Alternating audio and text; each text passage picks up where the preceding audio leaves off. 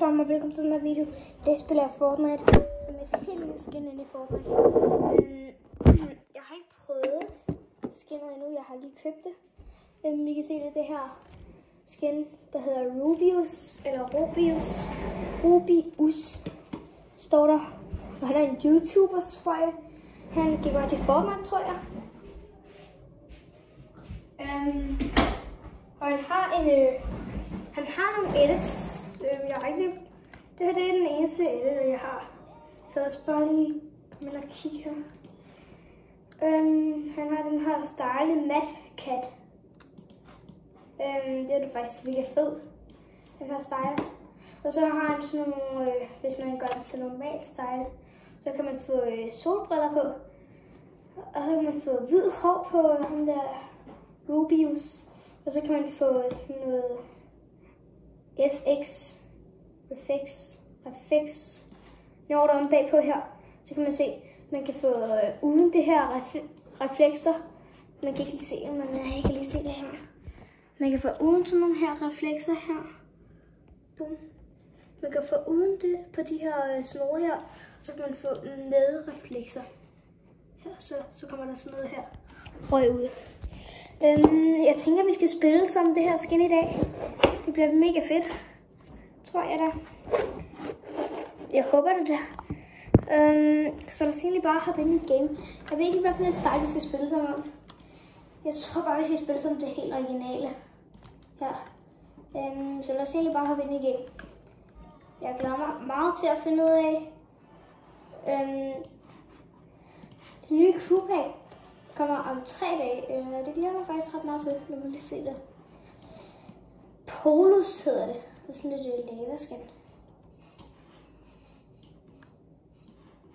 Det er faktisk okay fedt. Poloskin. Vi kan lige se, hvad for nogle edits der er på den. Okay. Det er faktisk ret fedt. Det er sådan et Galaxy. Og så skulle det gerne være sådan noget diamond noget. Men vi hopper bare lige ind i det her game. Og så får vi dræbt nogle folk, så vi kan vinde det her game. Jeg har også købt en helt ny emote her til spillet her, når jeg spiller. Så kan jeg, når jeg vinder, eller hvis vi vinder, jeg mener, når vi vinder. Når vi vinder, så laver jeg den dans. Det bliver fedt. Men der skulle også, min computer skulle opdatere, da jeg skulle ind i Fortnite. Så det er lidt mærkeligt. Jeg tror, der er kommet noget nyt. Altså, der er ikke nogen nye våben, som jeg kan se. Der er striker, der er gatekeeper shotgun, der er Sorbian shotgun, der er pump.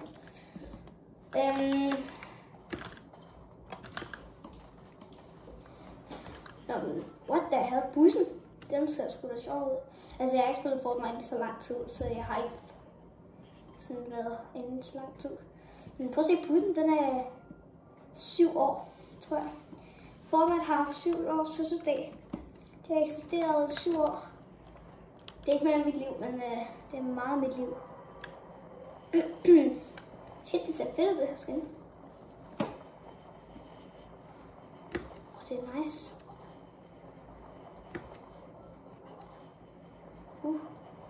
Der står noget på armen.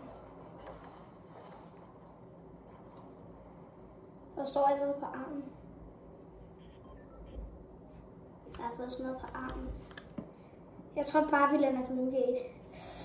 By the way, de her reflekser her, det ligner de der dødningsmål for vandet af.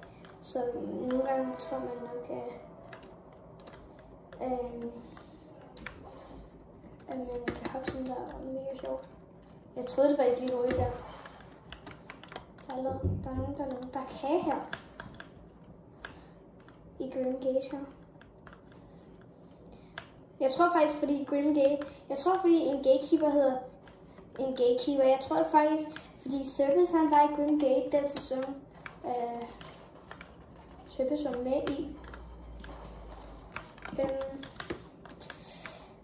Der tror jeg.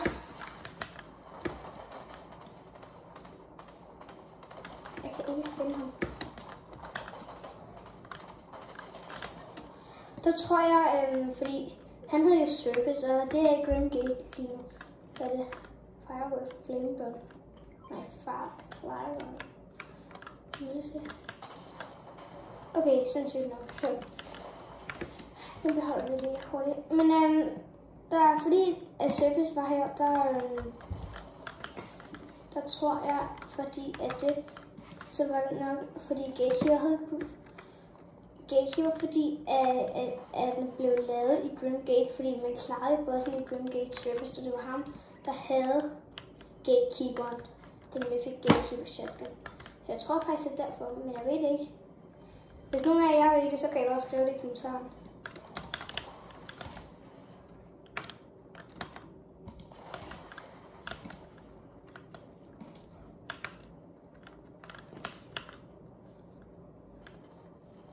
Easy. Shit, jeg har lootet mange sider nu. Hvad er det her for en flame gun, eller fire gun, eller hvad det hedder? Det var flot, det der faktisk. Det var flot. Hvis det var sådan en der pump for reloading, så havde jeg været så glad. Så har jeg været så glad for sådan en pump. Hvis den her pump, så er det ikke lige glad.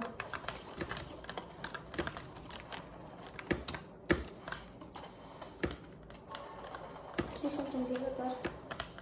Okay, den. Oh my god, den virker godt, den der. Holy moly. Okay. Nå, nemt nok. Jeg har egentlig også en challenge med herinde. En quiz med, jeg skal komme 50 levels, og så får jeg et skin. Ja, det er mærkeligt. Altså, jeg bruger så mange skins. Jeg kan ikke prøve det nu hernede. Mega godt loot. Altså, mega godt loot. Altså, jeg hader den episode. Jeg er så irriteret over den. Hvem gider han? Jeg kan ikke lide den. Altså, hvorfor kunne det ikke bare være handgun? I stedet for den skide pistol. Så hvis folk bruger så meget Sorvian shotguns hele tiden. Jeg kan ikke lide Sorvian. Og slet ikke Sorvian shotguns. Det er meget mere farligt. Jeg er lidt bange for at have en SMG på mig. Fordi hvis nu jeg kommer i fight med, hvor der er nogen, der er langt væk, og de har aim, så vil jeg ikke ligesom det her. Okay, det er faktisk lidt limmer, fordi nu har jeg sådan en her striker. Det er klart, nu laver jeg 20 kill.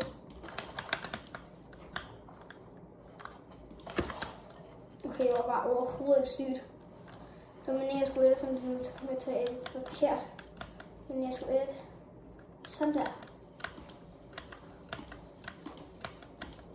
Shit, jeg får så edit lige nu.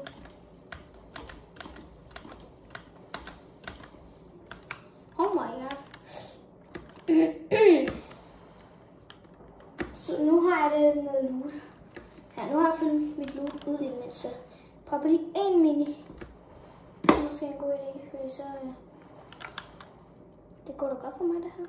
Man kan bare se min hånd, det er faktisk lidt irriterende, er det ikke? For mig er det. Man kan ikke se den så meget mere, men nu kan man se mere, hvad jeg spiller.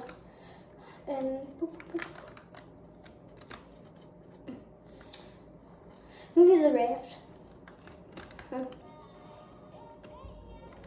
Vi kan lige bare så danse, ved at skære så meget.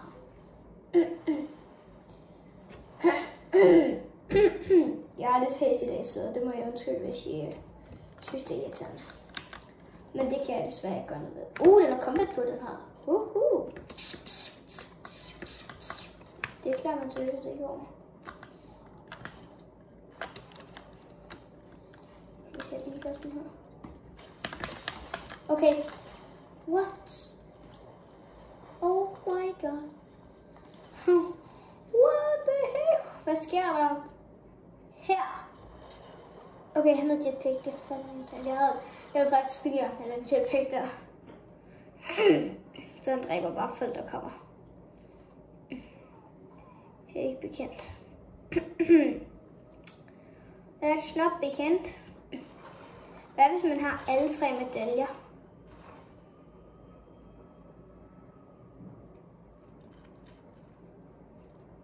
Det er en af de der cirkler, som mindre.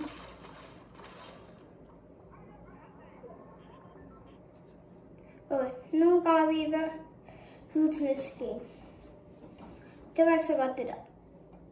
Det var det ikke. Det var ikke så godt. Men nu er vi inde igen. Jeg synes faktisk, det er virkelig fedt det her skin. Selvom det ikke er så sweaty. Hvis I vil, nogen vil være sweaty der.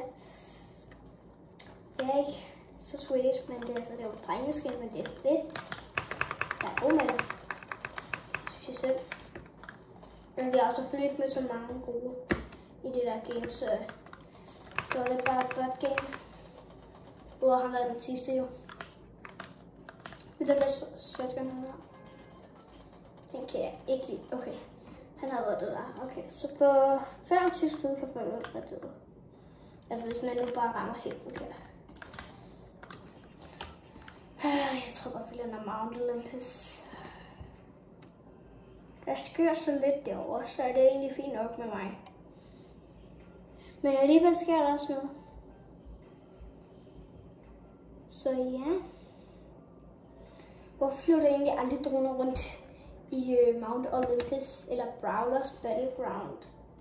Men i Grand Glacier og Castle Doom og Reckless Railways og Restore Rails og Doom Searchyard og Doomstat og The Raft og Reckless og muligt. Der vil simpelthen ikke komme på nogle af de gode steder. Hvorfor har han ikke nogen, der skriver på sin navn? Okay, vi lander bare her. Det er faktisk ret fedt, det her start. Jeg vil godt lide her. Det er fedt. Det er fedt.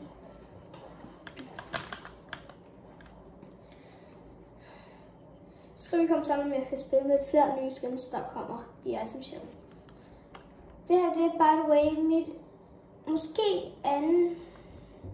Ja, jeg kan i hvert fald ikke sige det, fordi jeg fik et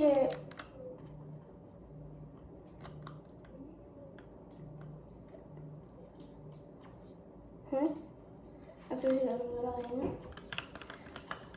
Men det var fordi, jeg fik et Ariana Grande skin, som der var et Alien Ariana Grande.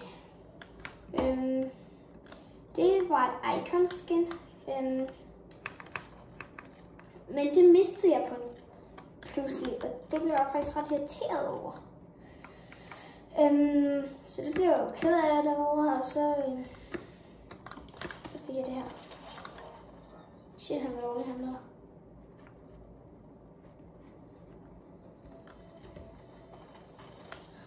War Machine Arsenal. Hvor vi tager den her, og så tager vi minisene igen. Der er balloner her. Jeg er gang i en quest med noget på balloner og sådan noget, eller hvad har du med spise kagen? Hvorfor fik jeg egentlig det nu? Hvorfor fik jeg egentlig det først nu? Hvorfor fik jeg først det nu? Mærkeligt. Jeg har faktisk tænkt mig at lave sådan en video, hvor at mit loot skal sidde helt oppe, så det kan være, at min AR skal sidde på den bagerste, og mit loot skal sidde på den, eller mit healing skal være på den første knap. Så det bliver en svær challenge. Det kan jeg godt mærke, det gør. Det kan jeg godt mærke. Det er ikke så godt, hvis vi laver den challenge. Skriv i kommentarerne, hvis vi skal lave den challenge. Jeg tror, det bliver ret svært. Det tror jeg. Jeg overgår ikke at have de her Chuck's Places nu. Jeg tager næsten alle Chuck's Places. Så skal det være fordi, at jeg lige hurtigt skal heal op eller sådan. Det scraps der, men det kom ikke noget ud. Hold op. Hvorfor gør jeg det her i en video? Hvorfor føler jeg, at jeg har bedst kill i faktisk? Minis and Bigs. Hvorfor føler jeg det? Bigs, de er gode at poppe. Men minis, den kan man poppe så hurtigt. Så det er nemt. Men Big Pot, dem skal jeg lige Så skal jeg lige taste-testen igen. Den giver jeg 300 ud af 10. Nu gør jeg sådan lidt test med her små plommer. Hold da op, jeg kan jeg fik en pickaxe. Næste gang tænker jeg, at vi skal tage den der pickaxe på. Jeg fik også en backpack. What the hell, jeg får mange ting lige nu. Det er nok det, jeg har fået. Jeg har også fået en backpack. En happy birthday backpack. Smart. Hvad kan man der? Der er ikke så meget hernede. Meget spændende. Det er bare sådan en der chest der. De er sjove. De er gode at bruge. Jeg vil gerne have sådan en der rummaskine ting der spawner. Vi kan godt have noget, hvor den spawner normalt. Jeg vil bare ikke, om den spawner den her gang. Den spawner normalt her. Så jeg spawner derovre. Jeg tager bilen her. Shit, det er langt og sådan, jeg har kørt i bil. Er jeg god overhovedet? Jeg ved ikke. Vi kører den her rampe her. 1.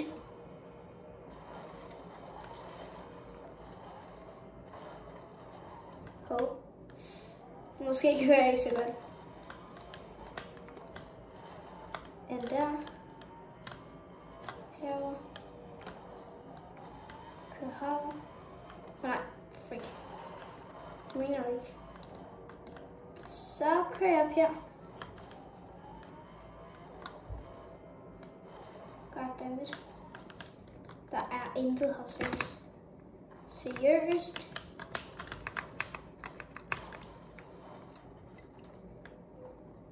Jamen det er jo klart. Jamen så kan vi sidde og vente.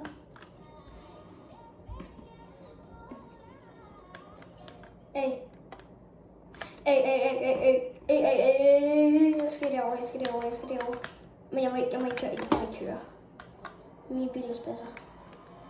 Kør nu. Kør. Den der skal jeg have. Kør! Oh my god. Min bil er seriøst dum. Kør, jeg skal være den første, der går over maskiner sned. Det skal være for jer, jeg skal gå maskiner sned. Jeg er engang så vild. Jeg er faktisk ikke engang så vild med det der Iron Man ting der. Not me. Vi tager begge ud. Jeg er ligeglad. Jeg vil ikke have begge på mig lige nu. Jeg er War Machine Arsenal. For jeg er War Machine Arsenal. Buff og buff. Og buff. Hey, var der ikke nogen kiste? Hey. Shit, jeg er dårlig til at edit lige nu. Så tager vi den der. Oh my god, jeg er aimbot med den der gun. Jeg har aimbot med den der gun. Det er min yndlingssager. En streaker. Jeg har aimbot med den. Vi skal sådan se, når der kommer nogen. Så hvis når der er nogen, der flyver sådan en shockwave, så kan jeg bare... Ja, det er jeg er sindssygt. Jeg har masser. Ja, det kan være, hvis du går efter ham der. Er det War Machine igen? Vi tager bilen igen. Så hygger vi os der. Jeg tror bare, det er sådan en dreng, der bare kører. Er en teenager eller sådan noget. Det virker til, at han er meget ung. Men der var bare en stor t-shirt på, synes jeg. Altså ikke for noget, men der er en meget stor t-shirt på.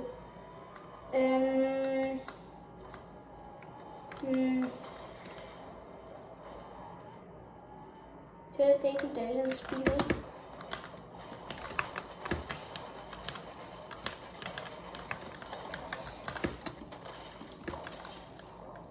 Okay, godt. Nu fik jeg ham, jeg faktisk kigge efter.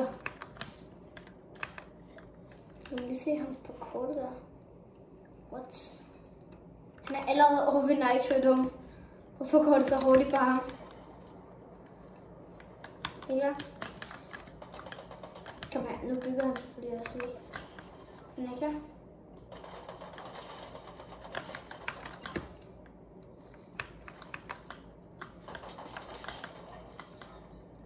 Hvad fanden er det? Birthday medallion. Hvad er det? Jeg har fået en ballon på mig. Nej, hvad er det? Hvad er det for noget? Okay, lad mig lige se det. Okay, det der skal jeg lige se. Jane balloons over time. Nej, den gider jeg fandme ikke have. Så Jane er den balloner. En ny medalje? What? Sejt nok. Der er no way, jeg finder den der. Altså, der er no way, jeg finder sådan en solvinter. En normal kiste, og den er lille. Den er god, den er god, den er god. Det klør hele tiden på fingre i dag. Og det betyder, at jeg er tør til mig sammen her. Okay, det der kommer fra små, okay, den er ikke blevet taget. Okay. Okay, det var lige en god SMG, vi fandt der. Okay, ingen sådan helt god ting endnu. En helt god ting endnu. En rigtig god ting endnu. Holy shit, den er god, den her grøn. Hold da kæft, den er god, han. Hold da magle, mand. Vi tager sådan her på, fordi jeg ved godt, det er lidt svært nogle gange at spille Fortnite med mig, fordi nogle gange jeg er så dårlig. Det kender jeg godt. Man spiller Fortnite med nogen, og de bare er så dårlige. De er så ringe. Okay, jeg er glad for, at jeg ikke var der. Fordi ellers havde jeg fået en skide Iron Man ting. Det gider jeg ikke. Kedeligt. Lad os gå til den anden bunker herovre. Jeg ved ikke, om den er. Jeg tror ikke, den er åbnet. Løb derhen. Der er no way, vi får en til bunker. Hvis den ikke er blevet taget, selvfølgelig. Jeg tror så, den er. Oh my god. Oh my god. I'm so good. I'm so good. I'm so good. I'm so good. I'm so good. I'm the goat.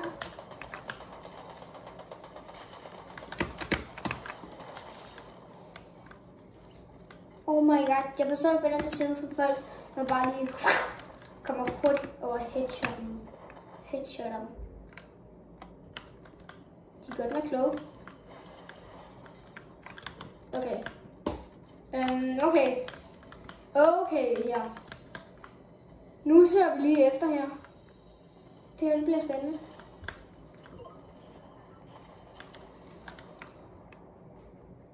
What? No way. Doom Island. Venner, det er Doom Island. Venner, hvad skal vi gøre her? Okay, venner, hvad skal jeg gøre her? Det er Doom Island. Jeg har aldrig prøvet at få den her før. What? No way. Venner. No way. No freaking way. Wait. Way. Okay, venner. What? Det her, det er sindssygt. Det her, det er sunshine. Okay, venner. Det her.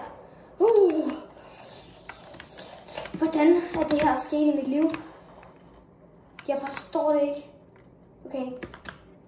Jeg respeeder op her. Og så lader den selvfølgelig. Og så hopper jeg op her.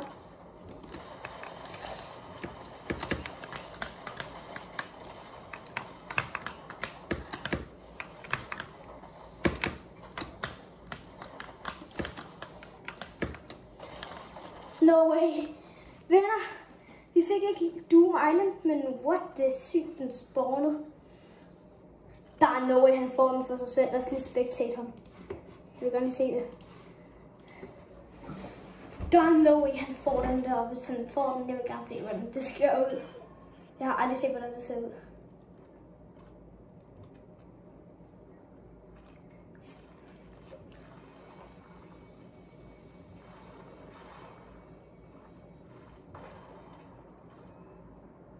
Hvorfor bliver den rød nu?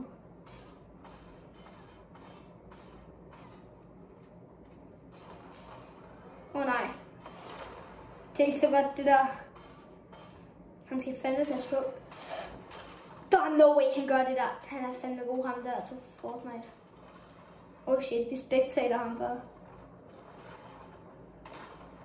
Okay, hvorfor er han så dum? Jeg tror, det er en Embrace the Power of Doom. Jeg tror, det er nu. No way, han kan gøre det. Han kan gøre det. Han kan gøre det. Han får... No way, no way, no way. Han får den. What?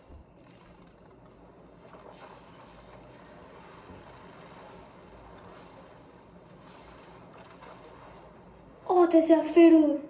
Han har Embrace the Power of Doom. Armor of Doom.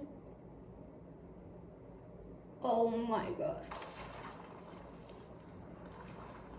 Ej, hvor er det snyd det der. Nej, hvor er det snyd. Jeg er ked af det. Nej. Nej. Jo, så kan han prøve at se det der. Men det er sygt, den spawnede. Altså, der står sådan noget, der er 5% til 20% chance for, at den spawner. Altså, det er vildt nok. Jeg har faktisk ikke engang købt så meget i item shoppen. Jeg har det her Eclipse skin. Det var en af mine yndlingsskin for lang tid siden. Men det er også et mega fedt skin, synes jeg. Jeg elsker det. Jeg har det stadig. Spider-Man Zero. Det er virkelig grimt. Det er virkelig grimt. Mary Jane Winston, eller hvad der står. Caper, det gad jeg godt at have faktisk. Caper. Der er også Dummy. Dummy. Jeg ved dog det ikke helt. Dummy. Oh my god, det er fedt det her spil. Jeg elsker Fortnite. Og jeg har stadig kun 3.800 V-boss. Men tak fordi I så med i den her video. Jeg er lidt irriteret over, at det kom til hvor mange games? 2 til 1. 2 game. 2 flere games. Jeg kan ikke finde ud af at tale. Jeg kan simpelthen ikke finde ud af at tale. Men jeg ved ikke, om det blev til 1 eller 2 games. Det kan jeg ikke lige huske. Men I må egentlig bare smide et like. Og så subscribe selvfølgelig, så vi kan ramme flere subscribers end 3.000. Så vi ses i næste video. Bye bye.